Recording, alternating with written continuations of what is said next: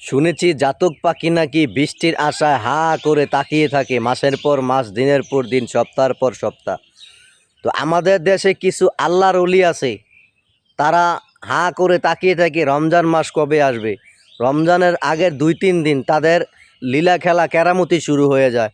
এই আল্লাহর ওলিদের এমন কেরামতি, মনে করেন যেই লেবু আলিয়া ছিল 40 টাকা, সেই এক পিস লেবুর দাম এখন 40 টাকা।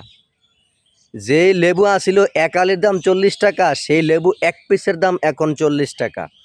চিন্তা করেন তাদের কেরামতি কোন লেভেলের। যেই শশা কেজি আসিল 30 টাকা, সেই শশা আজকে বাজারে দেখলাম 90 থেকে 100 টাকা। হায় রে কেরামতি, মানে আপনি কোন দিকে যাইবেন?